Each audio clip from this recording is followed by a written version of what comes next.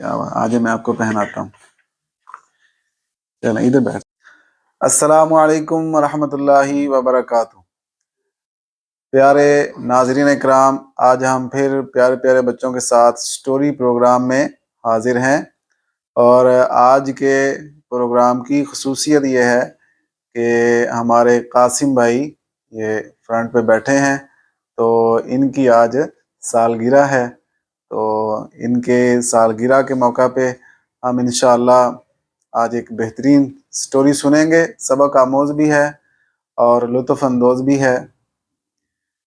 پہلے کے مسلمان جب ان کے ہاں کوئی بچہ پیدا ہوتا تھا تو وہ شکرانے میں اللہ کی اطاعت اور فرما برداری کے دائرہ کار میں رہتے ہوئے خوشیاں منایا کرتے تھے. پھر جب بچہ کچھ بڑا ہوتا تو جیسے 4 سال 5 سال اب اس کی تعلیم کا آغاز ہونے والا ہے، تو وہ بسم اللہ کی رسم ادا کیا کرتے تھے. کون سی رسم؟ بسم اللہ. یعنی جب پہلی بار استاد صاحب قاری صاحب آ کر اس کو بسم اللہ پڑھائیں گے، وہ اپنی تعلیم کا آغاز کرے گا. تو ہمارے ہاں تو اب دور بدل گیا ہے، لوگوں کی ترجیحات بدل گئی ہیں. اب تعلیم کا آغاز اور طریقے سے کرایا جاتا ہے، لیکن اس وقت لوگ جو ہیں وہ بسم اللہ کی رسم ادا کیا کرتے تھے. علاقے کے کسی بزرگ کو بلاتے تھے اور وہ آ کے بچے کو بسم اللہ پڑھاتا تھا، یعنی کہ قرآن کی تعلیم کا آغاز کرواتا تھا. اسی طرح تمام ولیوں کے سردار حضور سیدنا غوث پاک رضی اللہ تعالیٰ عنہ الشیخ عبد القادر جیلانی، آپ جب اس عمر کو پہنچے تو جب آپ کی بسم اللہ کی رسم ادا کی جانی تھی تو جن بزرگوں کو بلایا گیا آپ کو بسم اللہ پڑھانے کے لیے، تو انہوں نے جب آپ کو کہا کہ بیٹا پڑھو، تو آپ نے اعوذ باللہ پڑھی، بسم اللہ پڑھی. پھر آگے تو خود قاری صاحب نے ان کو پڑھانا تھا تو قرآن پڑھتے نا آپ، لیکن ان کے پڑھائے بغیر غوث پاک نے 1 2 3 4 18 پارے قاری صاحب کو زبانی سنا دیے. ٹھیک ہے، چھوٹی سی عمر میں انہوں نے کتنے پارے سنا دیے؟ 18 پارے سنا دیے. تو وہ بزرگ بڑے حیران ہوئے جو بسم اللہ پڑھانے کے لیے آئے تھے کہ میں نے تو اس کو پڑھانا شروع کرنا تھا، لیکن یہ تو پہلے سے ہی ماشاءاللہ اتنا پڑھے ہوئے ہیں کہ انہوں نے 18 پارے زبانی سنا دیے. کیا بات ہے. یہ ہیں تمام ولیوں کے سردار ہمارے غوث پاک، جن کو ہم 11ویں والے پیر بھی کہتے ہیں، جن کو ہم بڑے پیر صاحب بھی کہتے ہیں، 11ویں والے پیر بھی کہتے ہیں. تو انہوں نے کہا بیٹا اور آگے پڑھو، کہ آپ نے 18 پارے سنا دیے اور بھی آگے پڑھو. تو آپ نے فرمایا کہ میں جب اپنی ماں کے پیٹ میں تھا تو میری ماں ان 18 پاروں کی تلاوت کرتی رہتی تھی، تو میں نے اپنی ماں کے پیٹ میں سن سن کے یاد کر لیے. ٹھیک ہے، تو اس سے پتہ چلا کہ ہمارے جو بزرگان دین تھے اللہ تعالیٰ نے ان کو کیسی کیسی شانیں عطا فرمائی. اور ہمارے لیے بھی اس میں درس ہے کہ ہمیں بچپن سے ہی قرآن کی تعلیم سے لگاؤ، قرآن سے محبت ہونی چاہیے. اور ماؤں کو بھی چاہیے، جو مدر بنتی ہیں ان کو بھی چاہیے کہ جب بچے کی ولادت ہونے والی ہو تو وہ قرآن کی تلاوت کی کثرت کیا کریں، تاکہ آنے والا جو بچہ ہے وہ نیک ہو، پارسا ہو، عبادت گزار ہو، اللہ کا پسندیدہ بندہ بنے. ٹھیک ہے، تو یہ کب ہوگا؟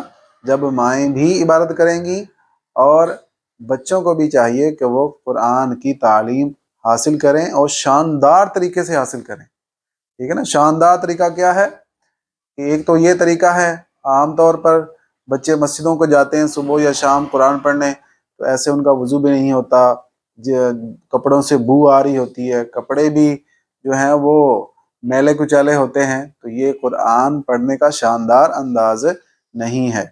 اس کا پڑھنے کا کیا شاندار انداز ہے کہ کپڑے صاف ہوں، اجلے ہوں، خوشبو لگائی ہو، با وضو ہوں، اور اچھے کپڑے پہن کے تاکہ لوگوں کو پتہ چلے کہ ہم کوئی عظیم کام کر رہے ہیں، ہم کوئی اچھا کام کر رہے ہیں، اور اس کام کی بہت زیادہ اہمیت ہے، کیونکہ اللہ کا ہم نے کلام پڑھنا ہے، اللہ کا قرآن پڑھنا ہے، تو اس کے لیے ہمیں اہتمام بھی اچھا کرنا چاہیے۔ جیسے آپ شادی پہ جاتے ہیں تو ایسے تو نہیں نا میلے کچالے کپڑے میں چلے جاتے، آپ نیا جوڑا پہنتے ہیں، نیا ڈریس لیتے ہیں، ٹھیک ہے، اور نیا جوتا خریدتے ہیں۔ تو ہمیں جب ہم لوگوں کے لیے اتنا سجدے سنورتے ہیں تو پھر جس رب نے، اللہ تعالیٰ نے ہمیں اتنا کچھ دیا ہے، تو اس کی بارگاہ میں حاضر ہونے کے لیے، اس کا پاک کلام پڑھنے کے لیے بھی ہمیں تیاری کر کے جانا چاہیے، ٹھیک ہے جی۔ یہی آج کی ہماری سٹوری ہے۔ قاسم بھائی کی آج ہے سالگرہ، ماشاءاللہ قاسم بھائی خوش ہو رہے ہیں، اور میں قاسم بھائی کے لیے ایک بہت ہی پیارا سا گفٹ بھی لے کے آیا ہوں۔ قاسم بھائی کو میں پیش بھی کروں گا، بلکہ اپنے ہاتھوں سے پہناؤں گا۔ یہ دیکھیں قاسم بھائی، آپ کے لیے نا میں یہ گفٹ لے کے آیا ہوں، سبحان اللہ، یہ دیکھیں، پسند آئے گا آپ کو؟ کیا بات، آج میں آپ کو پہناتا ہوں، چلیں ادھر بیٹھ جائیں، ایسے ایسے آپ سارے مل کے درود پاک پڑھ لیں۔ صلی اللہ علی محمد صلی اللہ علیہ وسلم، صلی اللہ علی محمد صلی اللہ علیہ وسلم، صلی اللہ علی محمد صلی اللہ علیہ وسلم، صلی اللہ علی محمد صلی اللہ علیہ وسلم، صلی اللہ علی محمد صلی اللہ علیہ وسلم، سبحان اللہ۔